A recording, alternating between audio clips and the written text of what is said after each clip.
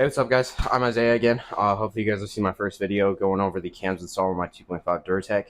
But if you haven't, this is my '07 Mazda 3. This thing has been boosted, cammed, and then 2.5 Duratec swapped. And then today in this video, we're going to be installing a fuel system. We're going to be adding a surge tank because the stock tank doesn't have as much baffling.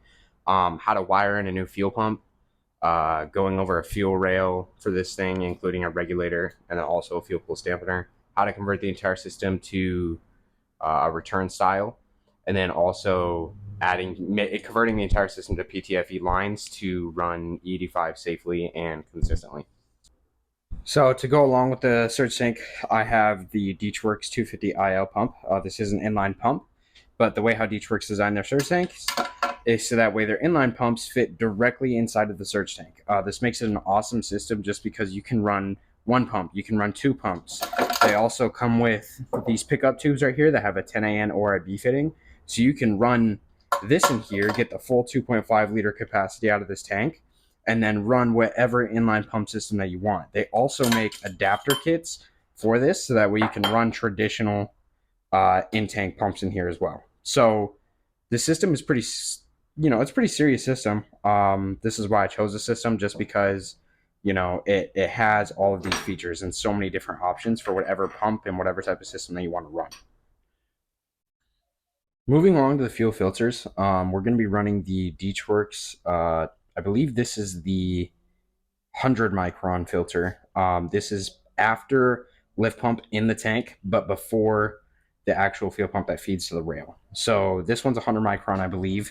And then we are just going to be running an Evo Energy. I believe this one is a 10 micron. This is after this pump. So it's after both fuel pumps. This is the final filter. And then to finish everything off that's going to be in the trunk, we have all of our fuel lines that are going to be in the trunk. I'm running PTFE lines for absolutely everything in this entire fuel system. We have 6AN return. So everything that is going to be return based on the fuel system is going to be 6AN. And everything feed is going to be 8AN. So we have 8AN feed lines and then 6AN return lines, all PTFE. Okay, so now just to go over everything that's going to be under the hood. Starting off with a radium fuel rail for the Duratec. This piece is really nice. It uses 8AN ORB ports on all four ports. It's got two on the sides, one for feed, one for return, and then you have like two ports here that you could use for auxiliary. I've also seen people run their feed like here and then return here, or like return here and feed here. You can put them literally anywhere. That's what makes this piece super cool. So yeah, I'm running a fuel pulse dampener in this slot, and then I just have this one capped off. This one, the pulse dampener, honestly, I'm not too sure what it does. I know that at high RPM and high horsepower cases, you can get a lot of pulsation in the fuel at higher RPM, like I said, and that's not good. And this basically eliminates that problem, so I picked it up just as another safety measure, I guess. So I am also running the Radium direct mount fuel pressure regulator. This piece is super nice. It's got the finger adjustment, so you don't need an Allen key and a wrench anymore. Like I said, it's direct mount, so you don't need to mount this on your firewall or in your engine bay at all. It's a super cool piece. I've never seen a regulator that has this type of adjustment, so yeah, I figured I'd pick it up. It's not too expensive either. And then I also have a Grams liquid filled fuel pressure gauge. So yeah, after that I have the Bosch 750, 800, 850 cc injectors. I can't remember exactly what they are. I got those from my guy Brian at Fab 9 Tuning a while ago. I've ran those basically ever since the motor went into the car. I haven't had any issues with them so far, I don't think, or that I know of at least, but I am considering swapping over to some ID 1050s here soon. So yeah, I think let's get to installing it. Okay, so firstly we will install the fuel rail. Just a little 1/4-inch ratchet. And then Radium actually sends you new hardware. They're like Allen bolts instead of the factory hex bolts, so that's nice.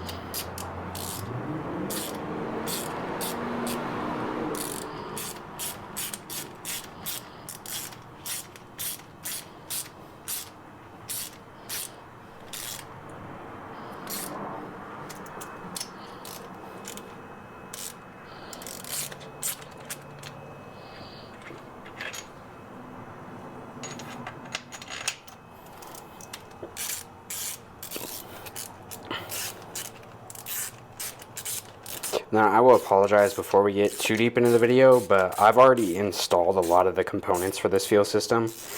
Just some of the stuff that is more permanent, like these fuel lines. These ones run all the way from the trunk to up here. All the bulkheads that pass through the trunk floor, those have already all been installed as well. Just to kind of make it easier on myself, because, you know, I mean, removing all that stuff, drilling all the holes, blah, blah, blah, doing all that custom work is like, that'd make like a 2.5, 3 hour video. So just to kind of keep it simple, a little bit more interesting, I did all that stuff beforehand. I'll try to go over it as much as I can. But, you know, like I said, it's just, this is kind of the way it's got to be for a decent video. Okay, so next thing is going to be to install the surge tank. Let me grab that.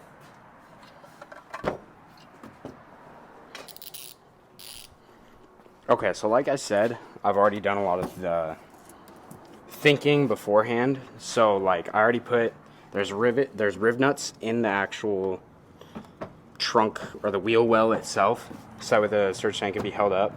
And then there's also riv nuts for the fuel filter, and then the bulkheads are already in the trunk. I'll show you guys those in a minute. But yeah, let's get this thing installed.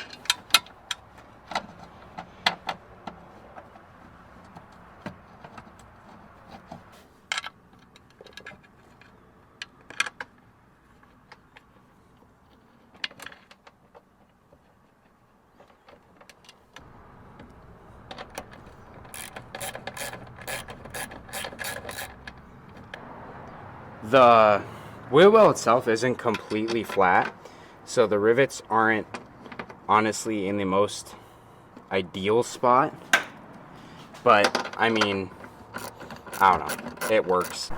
Okay, so I just kind of wanted to go over why I chose to go with a surge tank instead of a fuel cell. Well, number one reason is I wanted to keep the subs in my car, and I wanted to keep the trunk looking really nice and be able to use my stock filler neck. But what the surge tank is gonna do for me is the stock tank does not have enough baffling in there. So anytime that you upgrade the fuel pump, you have a lot of fuel slosh anything below like a quarter tank, or so I've heard at least. So what the surge tank does is this tank will constantly be filled as long as there's any sort of fuel in the tank at all, like the factory tank. So we have this port right here. This is obviously from the fuel pump. This pumps to the fuel rail.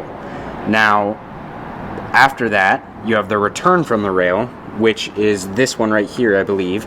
And so that is making it so that the fuel in this tank is constantly in circulation. And then on top of that, these two other ports are from the factory fuel tank. So this 8AN port right here is going to be feed from the stock fuel tank, and this is going to be returned to the stock tank. So I know that may sound confusing, but basically you have just a regular fuel system, like a regular fuel tank. So you have feed and return right here, and then you have these added two ports, so that way this tank is constantly full, because you have the factory fuel pump in the factory tank feeding this tank, and then anytime this is overfilled, this sends fuel back to the fuel tank. I know that sounds confusing, but basically it just makes it so that way you're constantly having fuel available when you need it. If I was to floor it at a quarter tank in this thing, the car is going to die because it's going to run out of fuel. But with this keeps it so there is constantly fuel available to use. That's the easiest way to explain it. Okay, now we'll install the post fuel filter.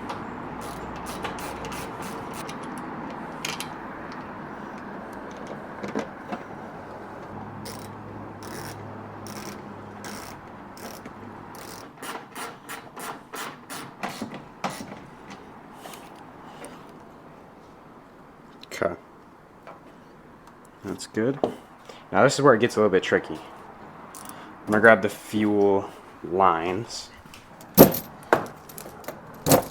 So this hose is fuel pump to filter.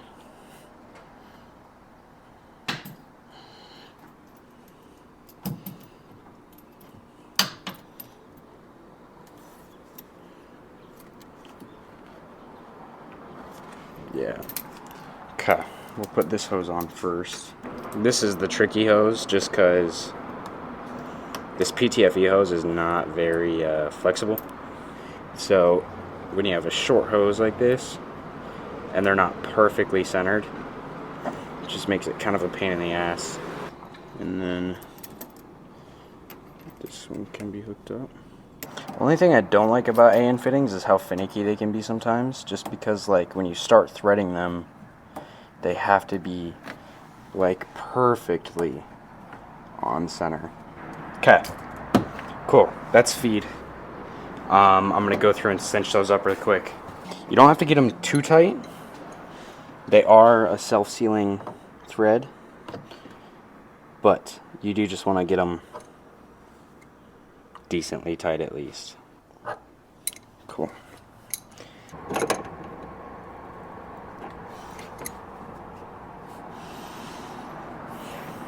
Okay, I'm gonna act like I didn't just see that. One of my hoses just came loose, like while I was tightening that, but whatever.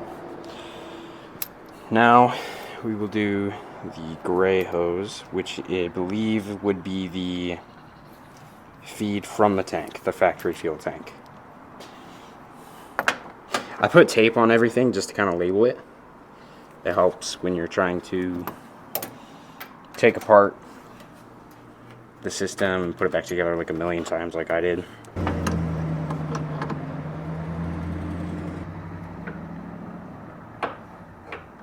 Should be good for that one. Now we have one of the 6AN hoses. Now this is where it gets confusing. I'm not too sure what this one does, but I do have it labeled, so I think I'm alright.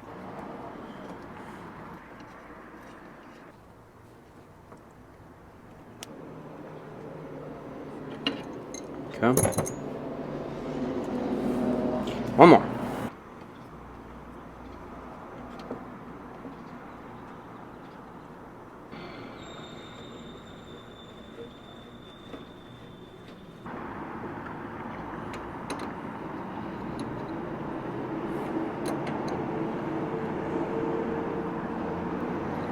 Okay.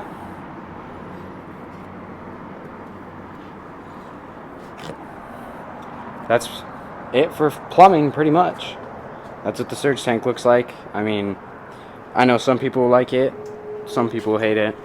I personally like it. I think it looks pretty good. It looks a little like unorganized, I understand that, but I don't know. I kind of like this look, a little bit of the longer hose and then shooting it out the back, so that way even when the subs are in here, you can see it pretty well. So, yeah. Now I'll just go over some of the stuff that I already pre-installed, and then yeah. So starting off with some of the stuff that I didn't do in this video. This is the routing underneath the car. So these bulkheads, here I'll try to get a good view of it. Those bulkheads are all 90-degree fittings, and because the bulkheads just shoot straight out bottom of the trunk pan, so those 90-degree fittings, then they run behind the stock filler neck, behind the coilover, and then down below the trailing arm, but above this shielding right here. So then they go, after that shielding, there's a P-clip holding one of the lines, or two of the lines, sorry. And then the rest are just, the two other lines are just zip tied to that. And then two of them obviously run up to the stock fuel tank. And then 8AN and 6AN somewhat fit in the factory fuel line clips. It's not perfect, but it's better than just having them dangling. And then up front, the lines come out of the clips over this section right here, or under it, I guess I could say. And then behind the exhaust heat shield, there's a P-clip holding one of them, and the other one is just zip tied to it. And then they run, I know it's so tough to see in this video, but they run up the firewall, away from the turbo as far as I could get them. And then you can see right there, they come out behind that shielding, and then up to the engine, like you guys have seen from installing the fuel rail. And then for the fuel pump assembly, I'm just going to put a picture, probably right here, and it'll just kind of show you that the 6AN bulkhead goes through the top of the like the cap of the pump assembly, and then a 5/16 hose just runs down alongside the pump assembly for the return, and then the feed just has a 5/16 hose clamped on, and then a 5/16 barb to 8AN adapter on the end of that hose for the feed. And then just to go over some of the electrical stuff, so I actually have Deechworks Universal hardwire kit. I honestly would not recommend this kit. They sent me, they claim it's a 12 volt relay that is 40 amps, but if you look at it, that says 24 volts 40 amp. And they also state that the relay that comes with their kit is a Bosch relay, I believe. This is a China relay that costed them about 20 cents. So junked that one, got my own relay, and then the wiring itself is not really that long. I have everything mounted in the trunk, so like all this is loomed over, and then I have the fuse right here, and then I have the grounds, obviously the ground for the relay, ground for the pump, and then I have the power to the pump, or power to the relay, and then power for the switch, which I will show in a second. But this kit is like, it's decent, it's a good starting point, but honestly, like, I've wired a lot of stuff throughout modifying cars, and I probably would have been better off just kind of making my own from scratch. And then this right here, guys, this is the switch for the pump. It's just an on-off switch. This is for the starlights that I have on the roof. Obviously the battery's not connected right now, but this, basically the reason why I didn't tap into the factory fuel pump wiring is because the factory fuel pump is a voltage regulated pump. So I don't know if the voltage in that changes a lot, and that could kick this relay on and off or whatnot, so I just hooked it up to its own switch. And I mean, yeah, that'll help too. If I need to like clear out a flood, I can just turn the pump off, crank it, stuff like that. So yeah, that'll help quite a bit. So yeah, guys, unfortunately I think that's going to be it for today's video. I tried to go over everything as best as I could. I know I didn't go too thorough in how I made the lines and where I drilled holes and whatnot and how I ran things, but I tried to make the video as interesting as possible. This stuff took months to plan out and get everything together. And I wish I could go over, you know, like checking for leaks and doing the first start, but I mean, as you guys can tell, I mean, I'm still running wires and going over the whole thing again. So yeah, if you guys have any recommendations about how I could film differently or what changes I could do to filming in the future, just let me know. And then whatever videos you guys want to see on this thing, if you guys want to see an overview, if you guys want to do like a Q&A type thing with the car, whatever it may be, just let me know. So yeah, guys, that's pretty much it for today. Fuel system's all done, everything's in, so I think we're good to go. See you guys next time. Y'all better like and subscribe. Woo, to me out.